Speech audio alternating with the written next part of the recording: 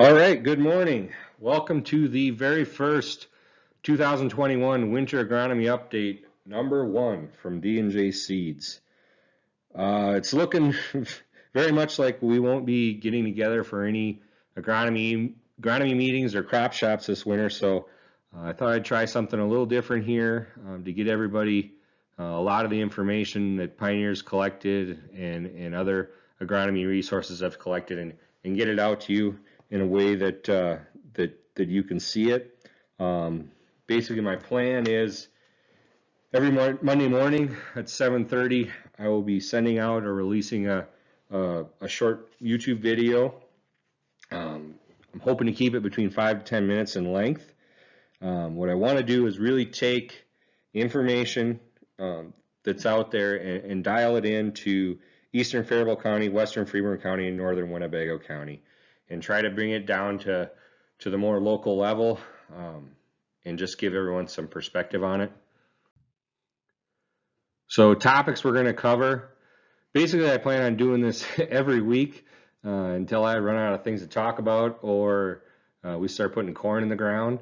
And I plan on bringing in some Pioneer agronomists, area agronomists to kind of do some guest speaking and to provide some more expertise in some of these areas. So topics we're probably going to cover corn rootworm control, soybean seed treatment, corn diseases, fungicide, corn and bean fungicide, fertility, nitrogen use in corn, using granular agronomy, E3 soybean system. We'll look at some specifics with water volume, adjuvant, spray chips, and pressure, try to fine tune some sprayer skills. And we'll also talk a little bit about Corteva flight and drone deploy. And I want to leave it open.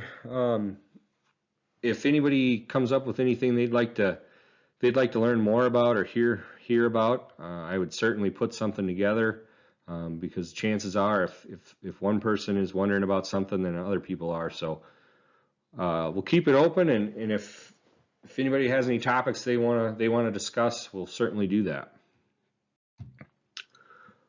So starting out, this first one we'll keep it pretty light, and we're going to really take a look at corn and soybean response to maturity and planting date.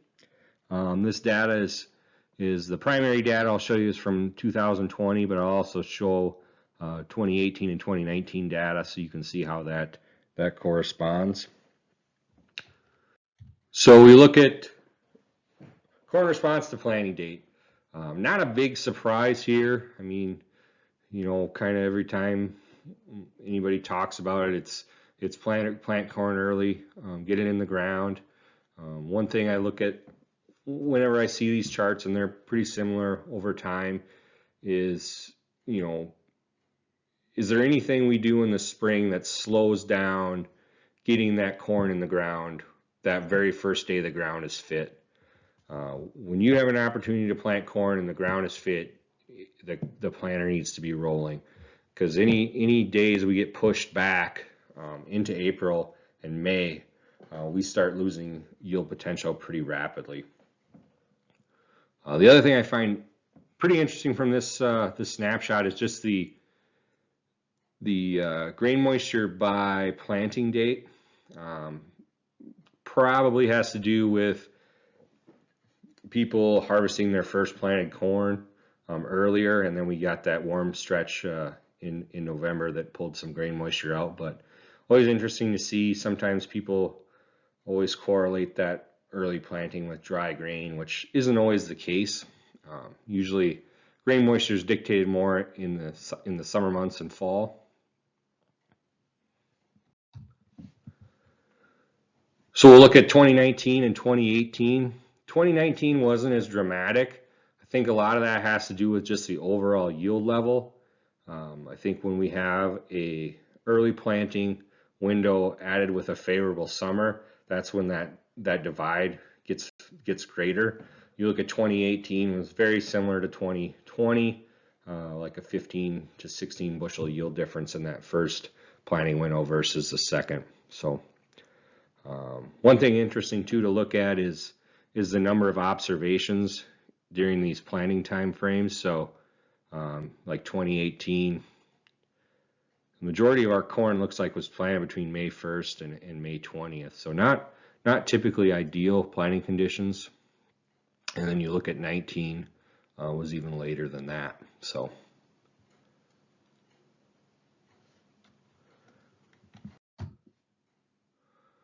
corn yield level by relative maturity group. I always find this interesting. You know, one thing you got to think about when you look at this information is, you know, this is from the whole state of Minnesota, and I will say there might be a little, you know, east-west bias in some of this, where as you go west in Minnesota, typically they see a larger yield bump from these later maturity hybrids, these 108, 113. We still see some of that in this area, but it's probably not expressed as much as it is as you go west. Typically, if I had to put a number on it, I'd say if I were to recommend a maturity group, it'd be between 100 and 106 day. Probably 80% of your farm should be in that range, with 10% maybe later and 10% earlier. That can change based on, you know, acreage numbers, drying capacity, whether you're hauling it to town or storing it yourself. But that's kind of where I would put it. So 2019, 2018, 2019 really similar to 2020. Look at some of these grain moistures. No one wants to be harvesting grain at 24%, but 2018 is, I would say, is almost spot on with our area in 2020 as far as the difference between the 102, 107 day group and the 108, 113. So overall in Minnesota, they saw a really nice bump with some of those later hybrids. I would say locally within a 10 to 20 mile radius of here, that bump wasn't as great, and it was probably more level. The 105 to 106 day stuff was actually some of the highest yielding.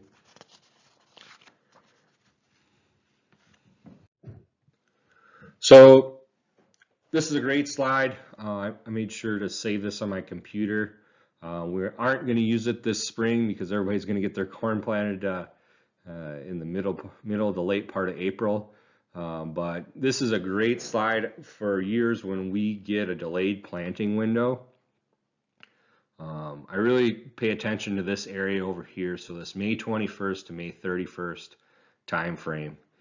And every time we get into that back half of May, you know, everybody starts to get nervous, and rightfully so, about their maturity groups they have purchased and if they need to make a change. But you look at back 10 days in May, and you look at this 102, 107 day maturity group at 195 versus the 90 to 95 day at 173.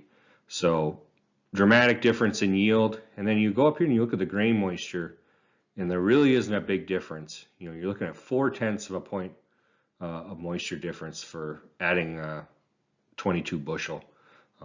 Significant difference. So what this really shows is, you know, it's important to stick to your guns, I guess. Once we get after May 31st into June, you know, things change. You know, we start looking at even subbing out some corn into beans, but really holding those maturities till the end of May is pretty critical to achieve those higher yields.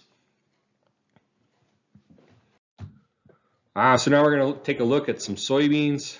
Similar, just a snapshot of the different soybean locations in southern Minnesota, northern Iowa. Soybean yield by maturity group in 2020.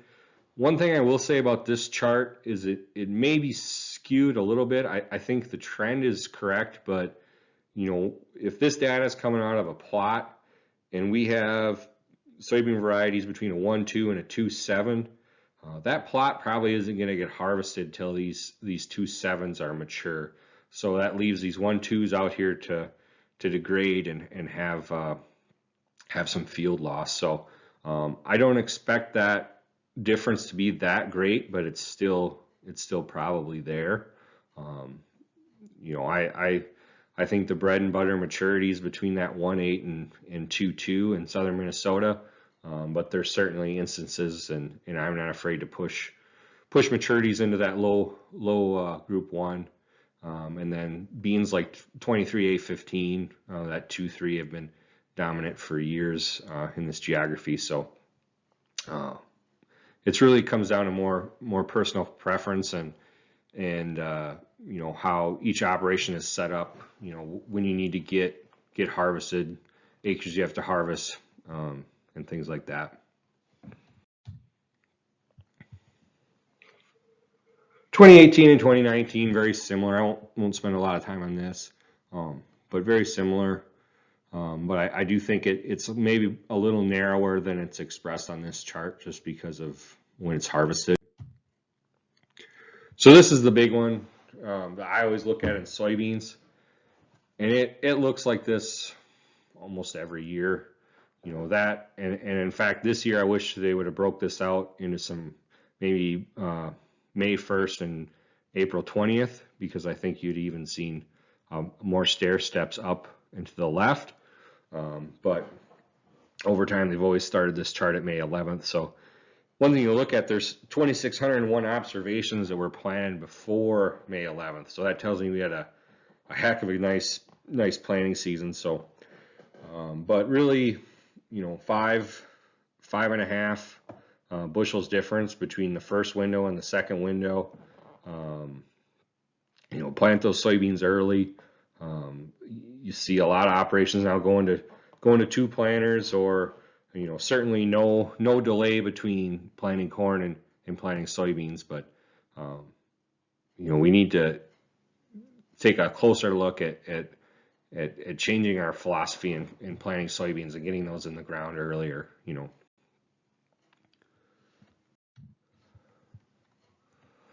2018 and 2019, so really similar.